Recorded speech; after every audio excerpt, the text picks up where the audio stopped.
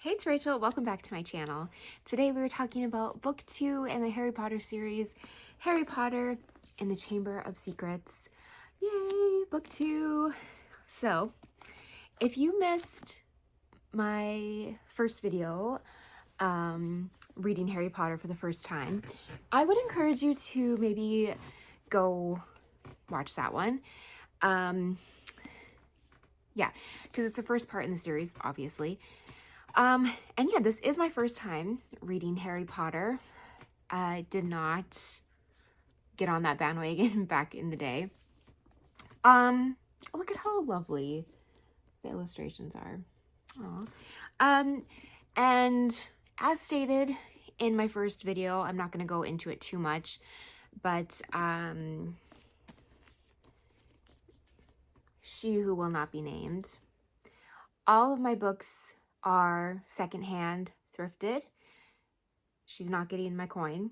I'm actually listening to this on audio, on CDs that I'm getting from the library that I work at.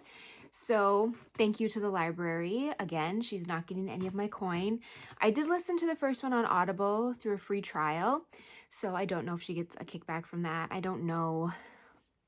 I'm sure in a roundabout way she's getting some of my money somehow, but I'm really trying to make sure that she's not profiting off of me reading the series, if you know what I mean. So, because I just don't have time for her ridiculous way of thinking. We don't have time for that around here. So, yeah, that's how I feel about that. So, moving right along, we are in Harry Potter's second year at Hogwarts, and I took a lot of notes this time. One, because I feel like as the series goes on, each book gets a little more darker and it gets a little more, I guess, complicated and intense, and my chair is making a lot of noises, if you can hear that. So there's that, but also I have one disc left of the third book, The Prisoner of Azkaban. So that book is very fresh in my brain, as this one is not as fresh. So, yeah, I had to take some notes because even though I remember what is happening, oh, it's the Phoenix. I didn't even realize. I thought he was just holding on to like a curtain. It's the Phoenix. Oh, and this sword. Aw. Okay. What do the actual books look like? Okay, merp. Okay. It's just not as fresh in my brain as The Prisoner of Azkaban is. And I didn't realize The Prisoner of Azkaban was like the second longest book in the series. It's quite long. It's I'm on disc 9 of 10.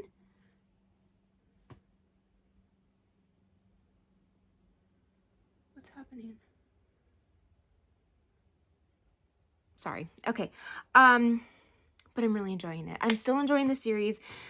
Out of the 3, this is probably my third favorite. Like, I don't want to say least favorite, because I'm gonna give all of these like 5 stars. I'm just so enjoying it. I can't imagine reading the books because I love Jim Dale's voice acting so much. He's absolutely just killing it.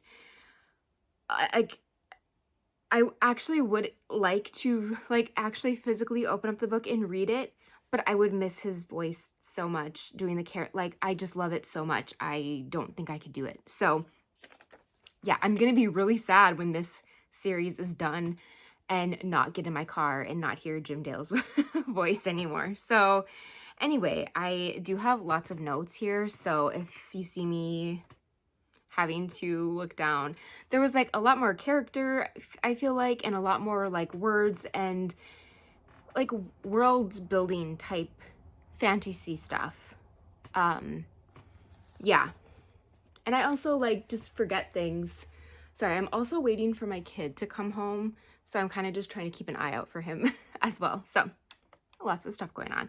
So anyway, we are year 2 at Hogwarts, but before we get back to Hogwarts, poor Harry Potter just has to go back to the Dursleys, and they're like, bye, Harry, go have fun with your horrible, abusive, neglectful family that treats you like absolute crap.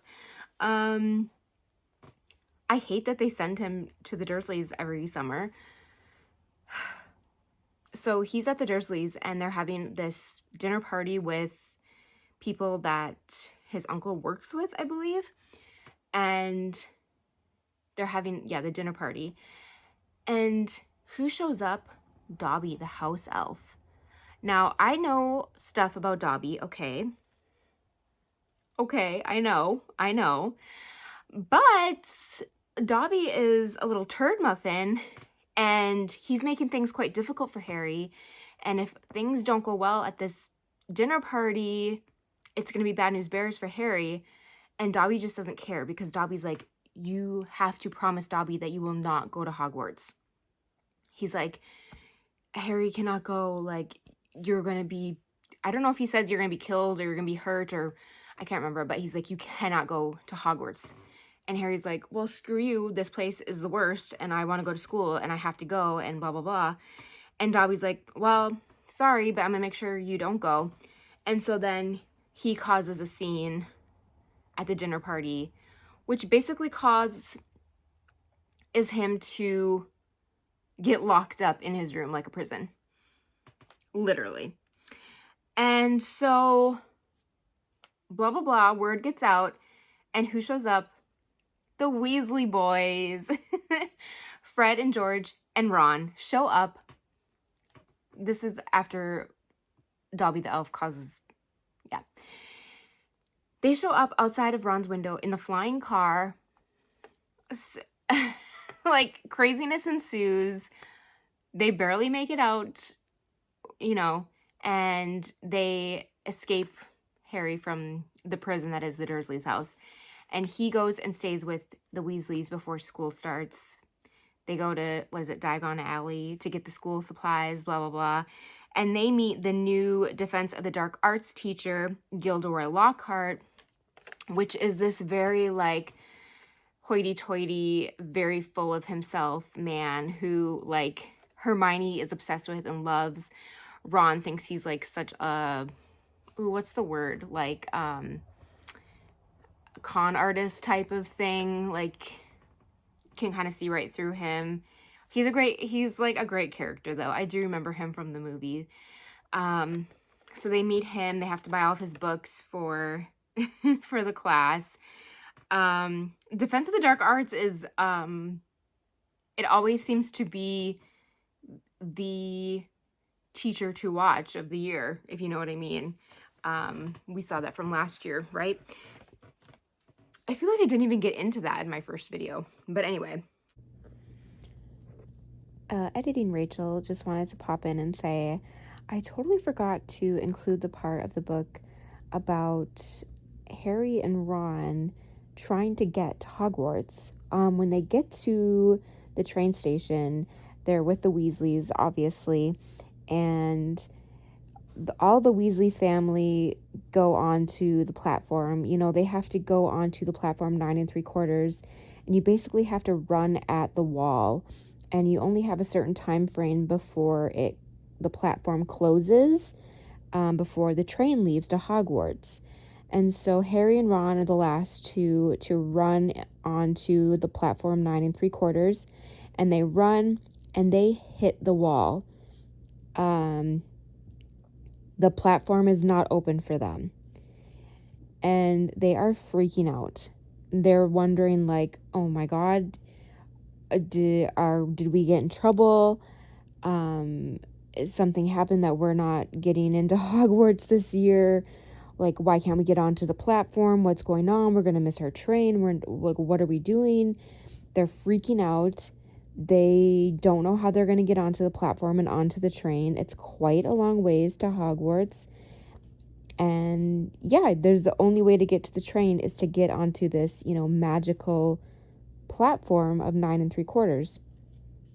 And they don't know what to do. So Ron comes up with a brilliant idea to take the flying car, which obviously could have some issues because, one, you are not supposed to do magic around non-magical people, So that's really not a good idea, but they don't really feel like they have a choice. So when they feel like no one is looking, they see their Ron's car outside. They take the car and they decide to fly with the car to Hogwarts. And that is how they get there.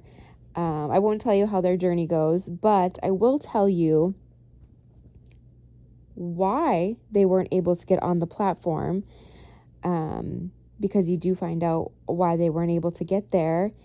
Anybody have any guesses? It is because of Dobby, the house elf. Dobby was determined to make sure that Harry did not get to Hogwarts. He was very concerned for Harry's well-being and did not want him there. And so yeah, he closed the gate basically and did not want Harry to get on the platform to Hogwarts, and he was trying his darndest to make sure he didn't make it there. So they had to take the flying car. And the only reason I brought this up is, well, one is because it brings up Dobby again, and I know he gets mentioned again and is a beloved character. But two, in the UK version of the book, the flying car and Harry and Ron are on the cover with a flying car, and it does make a reappearance in the book. So, and I'm trying to think if it's in this book or if it's in The Prisoner of Azkaban. But anyway, it's kind of a big part of the book, the car and that scene. So I just wanted to mention it because I forgot that I totally forgot to mention how they made it to school, because they did not take the train this time. So yeah, just wanted to pop in and say that. So, like in the first book, you had the Sorcerer's Stone. So there was that whole story going on with the stone. There's also always the backstory of Harry and his parents and He Who Will Not Be Named, which in the book he says he calls him Lord Voldemort. Like, he doesn't say the T. And in the movies they say Voldemort, like with the T. What do y'all say? Do you say the T? Y'all, I was like writing notes at work at one point, and then I just wrote them down now, so I'm kind of all over the place. But they start seeing strange messages on the walls stating that the Chamber of Secrets has been opened, and the heir of Slytherin would kill all pupils who did not come from magical families, meaning like muggles or mudbloods who are not, who don't have magical parents. So that would be like Hermione type of people. She's a mudblood, I guess you would call her, which is a really horrible thing to say. Don't like be calling people that. It's like a slur, I guess you would say. So yeah, it's attack on Muggle-born students. And then Harry hears a strange voice. It's almost like it's coming from the walls. Like, he can't figure out, it's like in his head or it's coming from the walls. Like, he can't figure out where it's coming from. And then he finds Filch's cat, which I can't remember her name. Is it like Mrs. something? Miss something? I can't remember. And they find the cat. They think she's dead. It's like a very horrific scene they come about. They find her, which they think is dead, along with writing saying the Chamber of Secrets has been opened. Enemies of the heir, beware. Hello, what does that mean? Well, then people come across Harry coming across it, and they're like, Filch is like, excuse me, you killed my cat? What are you doing? Because Filch already has it out for Harry, and so this just makes him hate Harry even more. Well, then Professor McGonagall comes out and he's like, first of all, I don't think Harry did this. I don't think a second-year student could have done this type of like dark magic. And second of all, your cat's not dead. It's petrified. Okay, not dead, petrified. I wish I could remember the cat's name. Does it start with an N? I'll put it on the screen, or maybe I won't. I can't remember. There's like a lot of names and things to remember. But it's a very like graphic scene. So now everyone's thinking that Harry is straight up killing cats or like trying to kill them, petrifying them. And everyone's very weary of Harry. And then they find out that the chamber houses a monster that attacks Muggle-born students, and it's something that only the heir of Slytherin can control. Okay, well, everyone thinks that Harry is the heir of Slytherin. Like, people have been thinking that.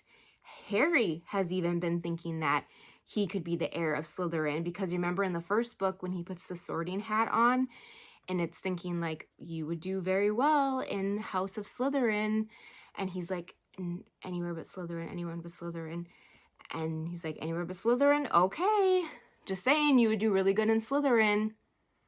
So Harry's even like, what if I am the heir of Slytherin? What if I'm supposed to be in Slytherin?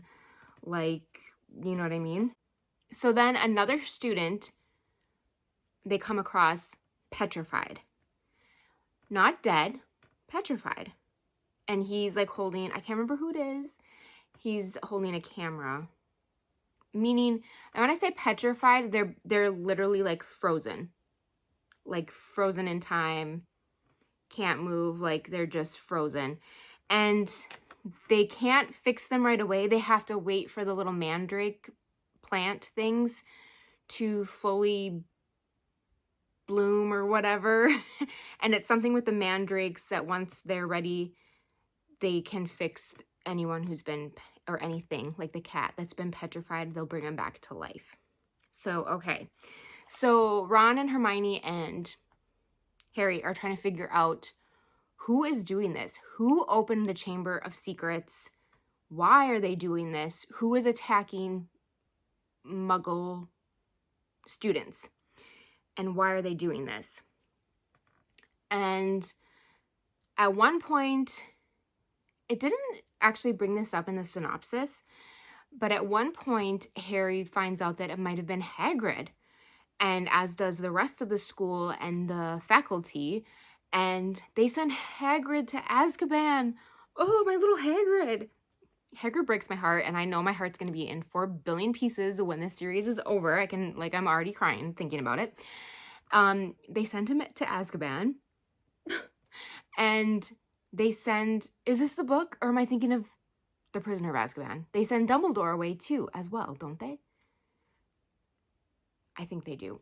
You guys, I literally can't remember. I'm getting the 2 books mixed up.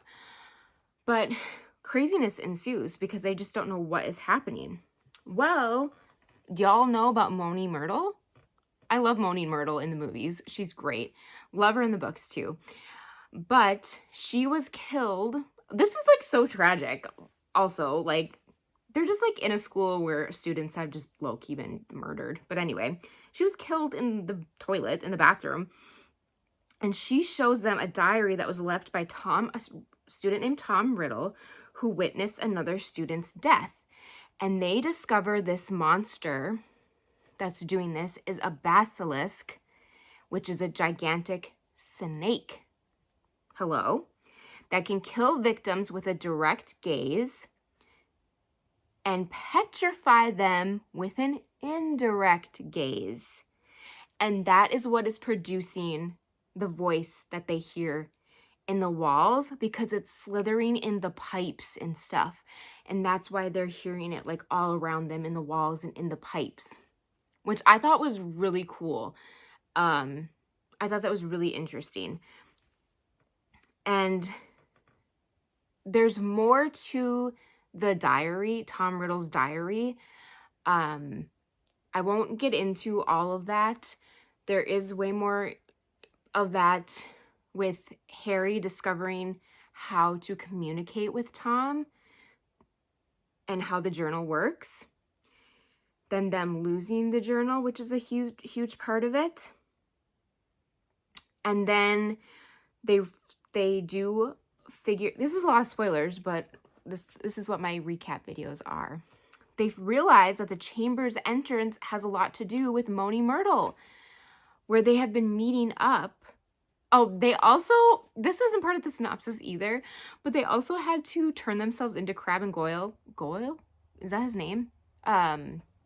Draco's two little henchmen, and try and get info if Draco was the heir. That part was so funny and did not go as planned, but it was I remember that part in the movie too. But anyway, they discovered that the chamber's entrance is in Myrtle's bathroom, which they discovered after Ginny is abducted. So the basilisk, I guess, abducted Ginny, which is another bigger part. Ginny was Weasley, Ron's sister, little sweet Ginny. And a manifestation of Tom appears and reveals he is Lord Voldemort. Tom Riddle is Voldemort. Tom Riddle is, Voldemort is a like acronym of Tom Riddle's full name, by the way. And he is the heir of Slytherin. And then he says that he opened the chamber and he summoned the basilisk to kill Harry then. And the reason that the basilisk did not kill these the cat and the other people is because they all saw him in an indirect way. I don't remember how the cat saw him, but the one kid saw him through the lens, didn't see him in a direct gaze. Hermione and the other girl saw him through a mirror, so it wasn't a direct gaze, and I can't remember the other one, but I just thought that those were so clever, the way that they did that in the book. I can't remember how the cat must have saw the basilisk, but anyway, I thought that was really clever, and it was why that they were not killed, is because they saw it indirectly. So very clever. But before I get into the ending here, Tom got his panties in a bunch because he is just mad that he basically was also a muggle, and which is why he is doing this. And the reason that he turned into Voldemort, which we are going to learn in the next book, I believe the opening of the Goblet of Fire has a lot to do with Voldemort. So I'm excited for that one. I've seen the Goblet of Fire movie, and then I don't think I've seen any more movies. So, but I haven't read the books, obviously. But anyway, the reason he turned evil, I mean, there's that part, but then there's something about the Horcruxes, and I'm a little confused about that. And it's something to do with you put your soul, it's like if you murder someone and then part of your soul gets put into these Horcruxes, these objects, it like splits your soul, and his soul was split into so many pieces. He just turned so evil and dark. He just turned into this monster. Like, it disfigured him, and yeah, he turned into this awful thing. But like I said, I think they're going to get into that more in the later books. So, but I thought that was really interesting, and he's just very against his muggle background, and he's very like, he's upset about it, and he wants to do something about it and like kill everyone else who was just like him. I don't know, like, what a turd. And also, we obviously figure out that I supposed to say my son's name, Harry, is a Parseltongue, meaning he can speak to snakes. Because remember in the first book, when they're at the zoo for Dudley or whatever his name is, his birthday, Harry is speaking to the snake at the zoo, and the snake tells him that like he wants to go to Brazil or something, so Harry lets him out of the exhibit. And I don't know why Harry didn't think anything of that, but when Hermione and Ron hear him speaking to, I guess it's the basilisk, Hermione's like, "Excuse me, you speak Parseltongue?" And Harry's like, yeah, we're like wizards, we can all speak to animals or snakes. And they're like, no, that's like not a thing. Like, no, like barely any, like people just don't speak to snakes. That's not like a wizard thing. You're a Parseltongue. which was another reason he was thinking he was like supposed to be in Slytherin, part of Slytherin, an heir to Slytherin. Like Harry was going through it in this book. I really felt bad for him. He was really like reeling with the emotions of like knowing he's a good person. Hold on. Yeah, reeling through the emotions of knowing he's a good person, but all of these clues were kind of like setting him up thinking another way, you know? And he knows so little about his past. He's only, you know, getting told things in bits and pieces. So he's just so clueless. And the adults around him are like not giving him much, you know? I just wish that they would be more upfront with him about things. Even though he is a young boy, he has a right to know about his past and his parents and what happened. He like should know the truth, which really comes to light in the next book. I don't like the way that some things happened in the next book and how he's being like gaslit. But anyway, so yeah, he learns a lot in this book, and I don't like the way that he was treated in some instances. But of course, you know, when you're a kid,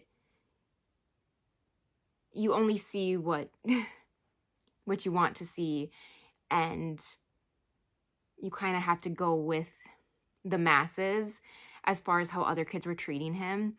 And lucky for him, though, he always has Hermione and Ron, even though, well, no, that was this book, they kind of went through it, but lucky for him, they always have each other and they've got each other's backs. So anyway, so it's Lord Voldemort sicks the basilisk on him, and then the Phoenix, Dumbledore's Phoenix, arrives and brings the sorting hat, and Harry's like, hello, what am I supposed to do with this? But then Harry pulls the sword of Gryffindor from the hat. Hello? Okay. And it's this epic battle. Is so great. Jim Dale did a great job narrate, as he always does, but it was a great narration. The battle scene was really great, and I'm excited to watch that again. I don't really remember this scene. There was a few scenes where I was like, I don't really remember that, so I'm excited to watch this one again. So he slays the serpent, and then he gets the idea to stab the diary, and I think he stabs it with the serpent's like tooth. I don't think he stabs it with the sword. I think it's like with the serpent's tooth, if I remember correctly. And then he frees Dobby because I think Malfoy's dad was his owner, his master, and he frees Dobby from him, which was so epic. It was wonderful. Yeah, it was there was a lot going on in this book. So, and I did not explain that very well. I totally glazed over the whole part of who opened the chamber, and hello, okay, Ginny Weasley.